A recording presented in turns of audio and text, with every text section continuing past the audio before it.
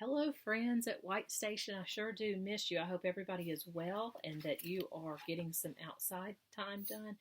And if you desire some academic things done, I know that a lot of teachers are putting forth a lot of effort making some video lessons for you. So I hope that you're doing those, and remember to do your iReady as well.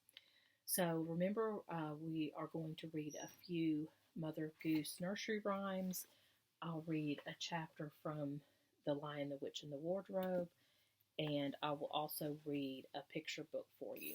So the picture book that I want to read for you today has already been packed, so I'm going to read it to you from my iPad, and it's a story that most of us know, but I'm also going to read some stories that go along with it.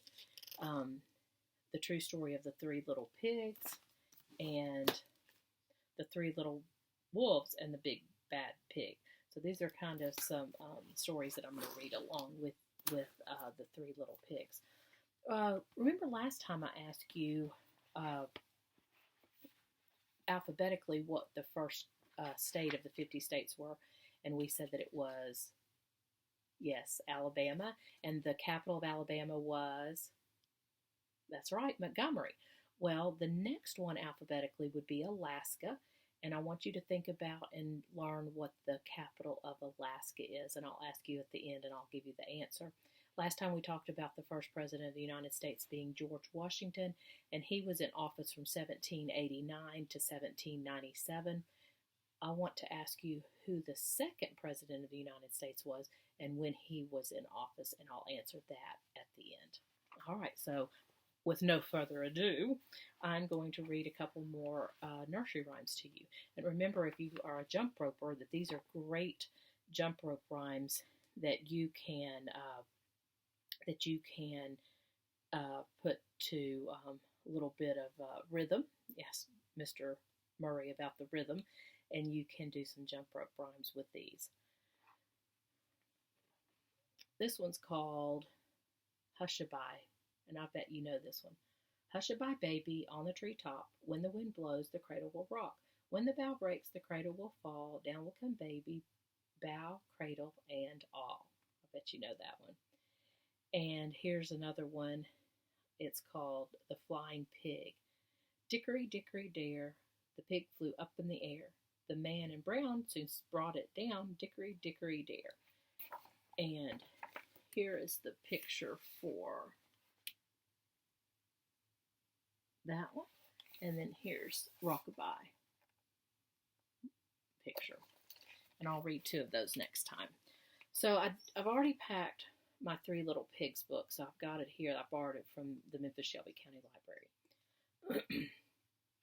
The story of the Three Little Pigs. Now, we don't really know who wrote the story because it was just told orally, and then somebody decided to write it down. So it was most Once Upon a Time tales were like that.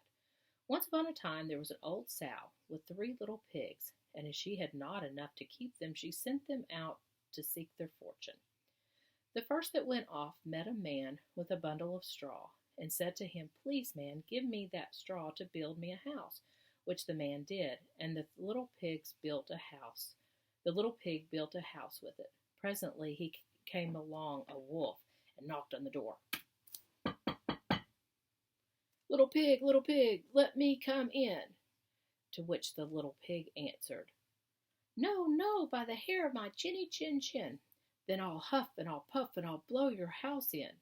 And the wolf, said the wolf. So he huffed and he puffed and he blew his house in. And the little pig with his brothers ran off into the woods. Second little pig met a man with a bundle of sticks and said, "Please, man, give me that bundle of sticks to build a house," which the man did, and the pig built his house. Then along came the wolf and knocked. Little pig, let me come in."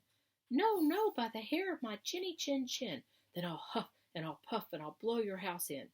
So he huffed and he puffed and he puffed and he huffed. Took him a little more time. And at last he blew the house down and then ran off, the second pig with his brothers. The third little pig met a man with a load of bricks and said, "Please, man, give me those bricks to build a house with. So the man gave him the bricks, and he built his house with them. So the wolf came, as he did the other pig's house, and knocked. Little pig, let me come in. No, no, by the hair of my chinny chin chin, then I'll huff and I'll puff and I'll blow your house in. Well, he huffed and he puffed and he puffed and he huffed and he huffed and he puffed, but he could not get the house down. When he found out that he could not, with all his huffing and puffing, blow the house down, he said, Little pig, I know where there's a nice field of turnips. Where? Asked the little pig. Oh, in Mr. Smith's home field, and if you will be ready tomorrow morning, I will call you, and we will go together to get some dinner. Very well, said the pig. I and my brothers will be ready. What time do you mean to go? Oh, at 6 o'clock. Well, the little pig got up at 5 and got the turnips, he and his brothers, and was home again by 6. When the wolf came, he said, Little pig, are you ready? Ready, said the little pig. We have been and come back and have a nice pot full for dinner. The wolf felt very angry at this. He thought that he would be up to the little pig somehow or other. So he said, Little pig, I know where there's a nice apple tree. Where? Said the pig. Down at Mary Garden, replied the wolf, and if you will not deceive me, I will come for you at 5 o'clock tomorrow, and we will go together and get the apples. The little pigs woke up at 4. Well, they bustled up and they went off for the apples, hoping to get back before the wolf came. But he had farther to go and had to climb the tree, so that just as he was coming down from it, he saw the wolf coming, which, as you may suppose, frightened them very much. When the wolf came up, he said, Little pigs, what are you here before me? Are they nice apples? He had to climb the tree. Yes, very, said the little pigs. I will throw some down to you. And he and his brothers threw so far that while the wolf was gone to pick them up, the little pigs jumped down and ran home.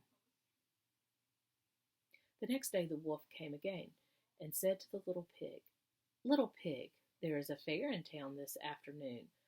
Will you go with? Oh, yes, said the pigs, and I will get my brothers. We will go. What time shall we be ready? At 3, said the wolf.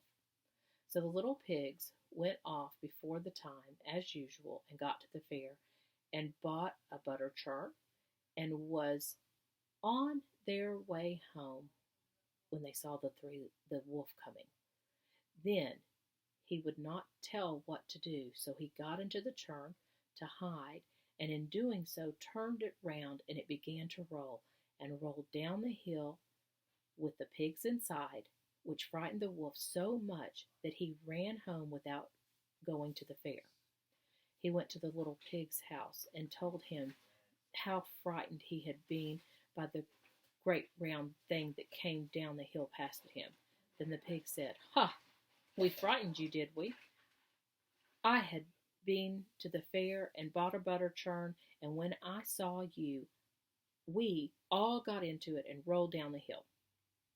Then the wolf was so very angry indeed, and declared he would eat up all 3 of the pigs, that he would get down the chimney after them. When the little pigs saw what he was about, he hung on a pot full of water and made up a blazing fire, and just as the wolf was coming down, took off the cover of the pot, and in fell the wolf, and the little pigs put the cover on in an instant, and boiled him up and ate him for supper, and they lived happily ever after. So that was the original story, or maybe a version of the original story of the 3 little pigs. But I want to read to you what is called the true story of the Three Little Pigs. Now, the Once Upon a Time tale was written many, many years ago, hundreds of years ago. Well, it was really said orally many years ago. This one was written, let's see, and published in 1989. So that was about 31 years ago. And it was dedicated to Jerry and Molly from the author and the illustrator. Everyone knows the true story of the Three Little Pigs, or at least they think they do. But I'll let you in on a little secret. Nobody knows the real story because nobody has ever heard my side of the story.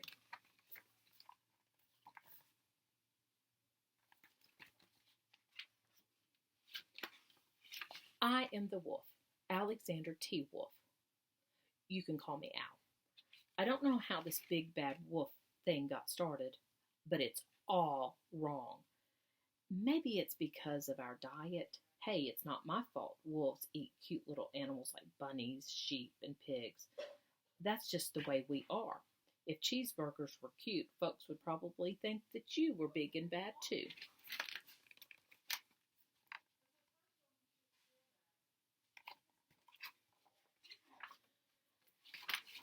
But, like I was saying, the whole big bad wolf thing is all wrong. The real story is about a sneeze and a cup of sugar. This is the real story.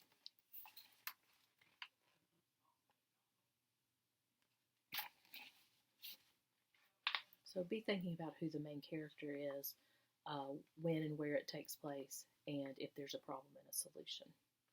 And if there is, what was the problem and what is the solution?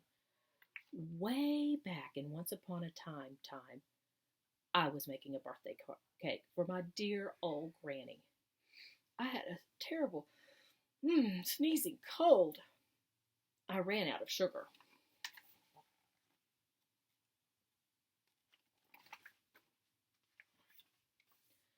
So I walked down the street to ask my neighbor for a cup of sugar.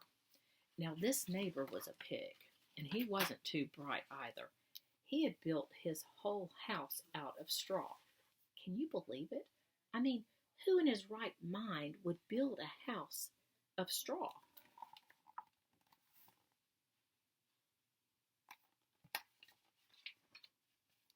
So, of course, the minute I knocked on the door, it fell right in. I didn't want to just walk into someone else's house, so I called, little pig, are you in? No answer. I was just about to go home without a cup of sugar for my dear old granny's birthday cake. That's when my nose began to itch, and I felt a sneeze coming on. Well, I huffed, and I snuffed.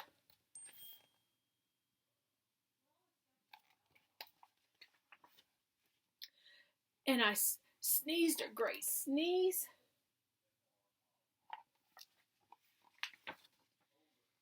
And you know what? That whole darn straw house fell down. And right in the middle of the pile of straw was the first little pig, dead as a doornail.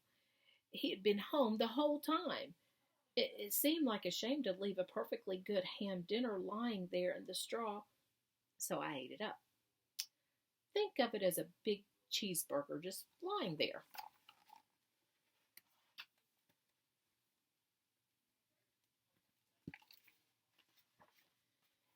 I was feeling a little better, but I still didn't have my cup of sugar. So I went to the next neighbor's house. This neighbor was the first little pig's brother. He was a little bit smarter, but not much. He had built his house out of sticks. I rang the doorbell of the stick house. Nobody answered. I called, Mr. Pig, are you in? He yelled, Go away, wolf. You can't come in. I'm shaving the hairs of my chinny chin chin.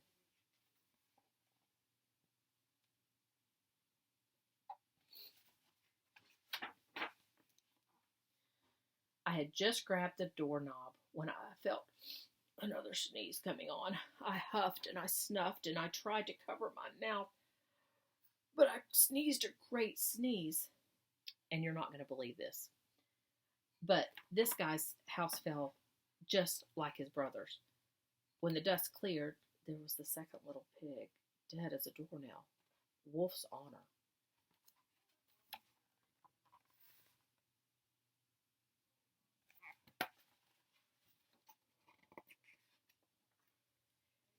Now, you know food will spoil if you just leave it out in the open, so I did the only thing there was to do. I had dinner again. Think of it as a second helping. I was getting awfully full, but my cold was feeling a little better, and I still didn't have that cup of sugar for my dear old granny's birthday cake. So I went to the next house. This guy was the first and second little pig's brother.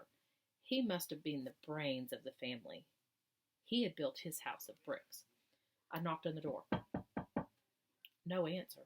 I called, Mr. Pig, are you in? And do you know what that rude little porker answered? Get out of here, Wolf. Don't bother me again.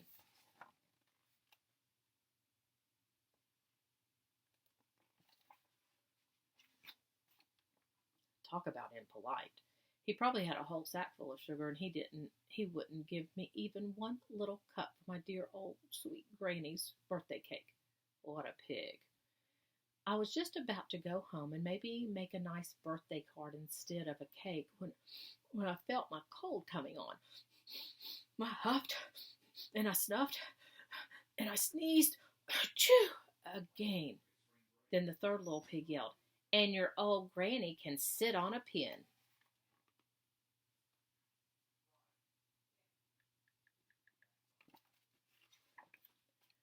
Now, I'm usually a pretty calm fellow, but when somebody talks about my granny like that, I go a little crazy. When the cops drove up, of course, I was trying to break down the pig's door, and the whole time I was huffing and puffing and sneezing and making a real sneeze scene.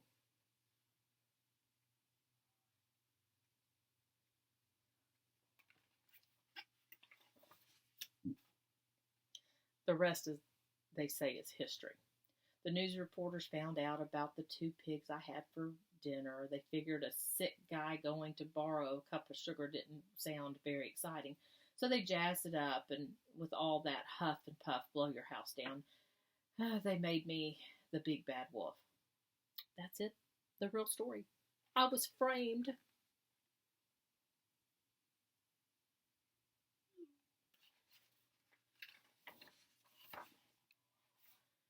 But maybe you could loan me a cup of sugar.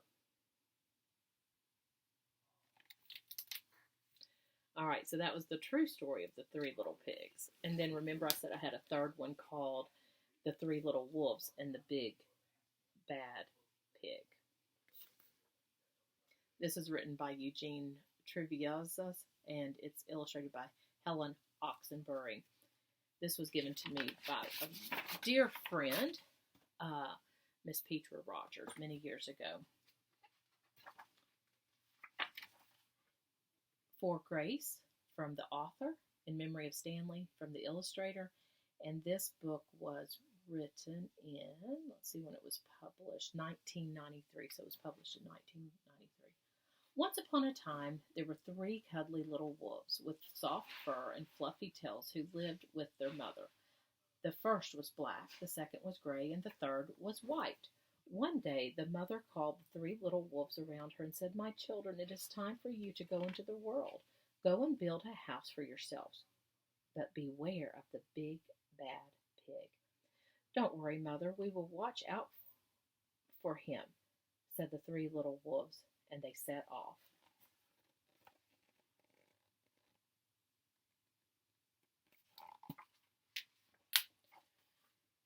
Soon they met a kangaroo who was pushing a wheelbarrow full of red and yellow bricks. Please, will you give us some of your bricks? Asked the three little wolves. Certainly, said the kangaroo, and she gave them lots of red and yellow bricks. So the three little wolves built themselves a house of bricks.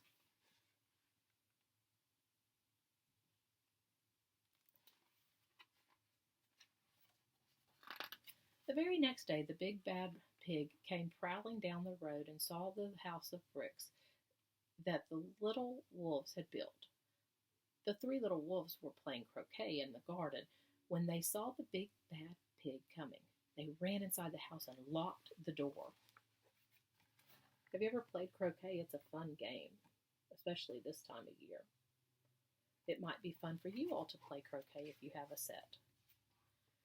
The pig knocked on the door and grunted, little wolves, let me come in."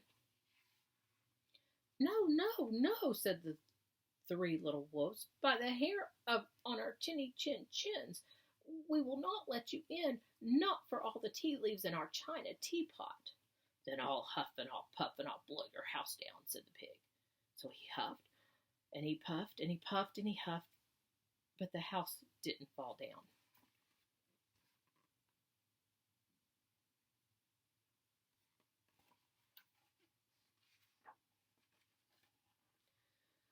But the pig wasn't called big and bad for nothing.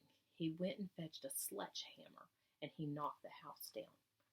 The three little wolves only just managed to escape before the pigs crumbled, and they were very frightened indeed.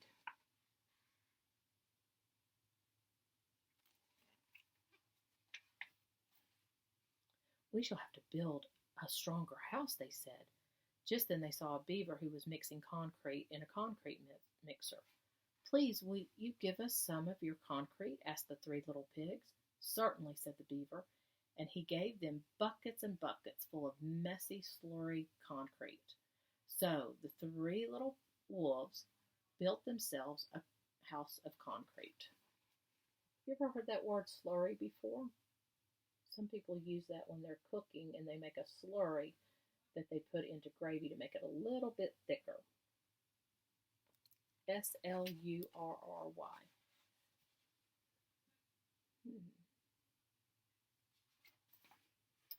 No sooner had they finished than the big bad pig came prowling down the road and saw the house of concrete with the little wolves, which the little wolves had built.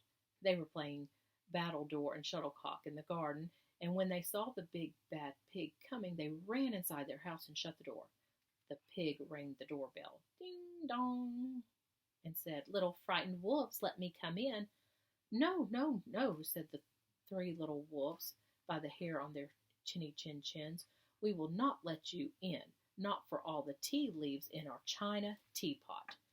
Then I'll huff and I'll puff and I'll blow your house down," said the pig. So he huffed and he puffed and he puffed and he huffed, but the house did not fall down. I like playing a game similar to this called badminton.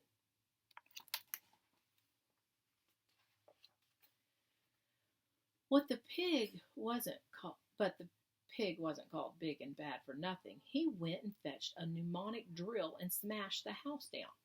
The three little wolves managed to escape, but their chins were trembling and trembling and trembling.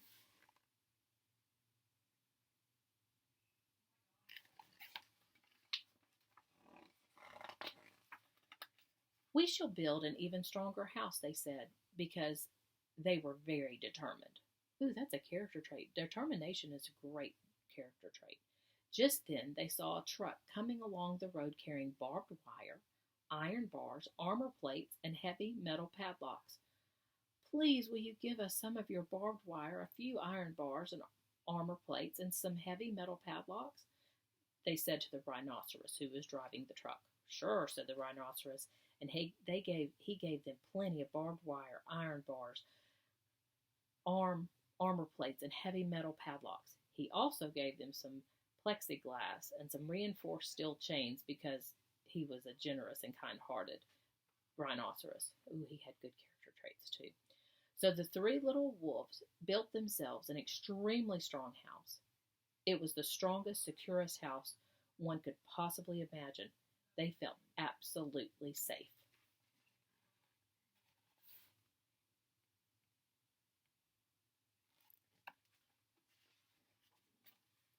The next day the big bad pig came prowling along the road as usual. The three little wolves were playing hopscotch in the garden. When they saw the big bad pig coming, they ran inside their house, bolted the door, and locked all the 37 padlocks. The pig dialed the video entrance phone and said, "Little frightened wolves with your trembling chins, let me come in." "No, no, no," said the little wolves, "not by the hair of our chinny chin chins. We will not let you in, not for all the tea leaves in our china teapot." "Then I'll huff and I'll puff and I'll blow your house down," said the pig. So he huffed and he puffed and he puffed and he huffed, but the house didn't fall in. But the pig wasn't called big and bad for nothing. He brought some dynamite, laid it against the house, lit the fuse, and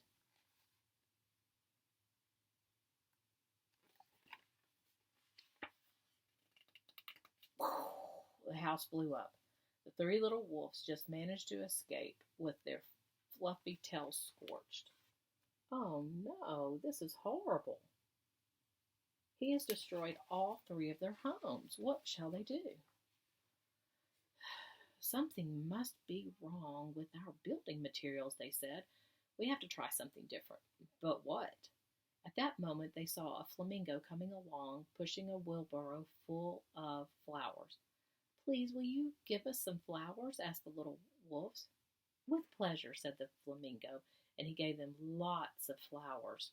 So the three wolves built themselves a house of flowers.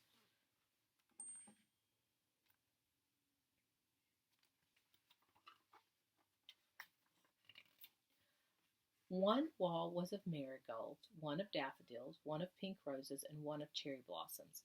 The ceiling was made of sunflowers, and the floor was a carpet of daisies. They had water lilies in their bathtub and buttercups in their refrigerator. It was a rather fragile house, and it swayed in the wind, but it was very beautiful. Next day the big bad pig came prowling down the road and saw the house of flowers that the three little wolves had built. Ding dong. I wonder what's going to happen. He rang the blue bell at the door and said, "Little frightened wolves with the trembling chins and the scorched tails, let me come in." "No, no, no," said the three little wolves. "By the hair of our chinny chin chins, we will not let you in, not for all the tea leaves in our china teapot." "Then I'll huff and I'll puff and I'll blow your house down," said the pig.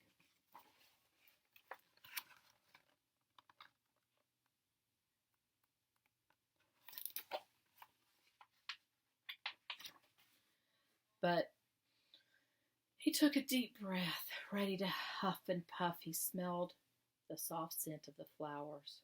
It was fantastic. And because the scent was so lovely, the pig took another breath and then another. And instead of huffing and puffing, he began to sneeze. He sniffed deeper and deeper until he was quite filled with the fragrant scent. His heart grew tender, and he realized how terrible he'd been. Right then he decided to become a big, good pig, and he started to sing and dance the tarantella.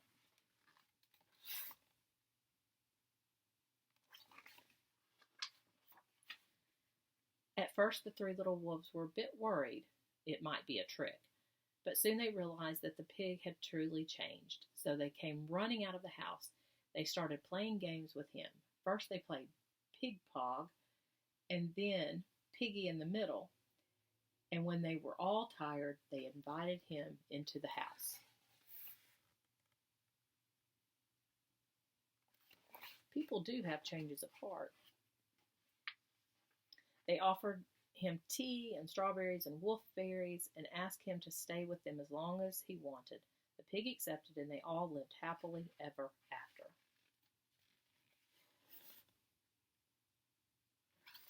And that is Three Wolves and the Big Bad Pig.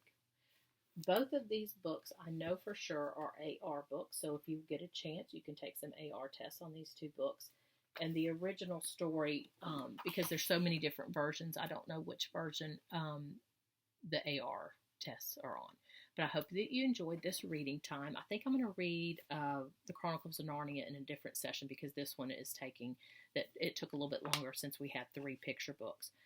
But The capital of Alaska is Juneau. That's correct. Remember that the capital of Alabama is Montgomery.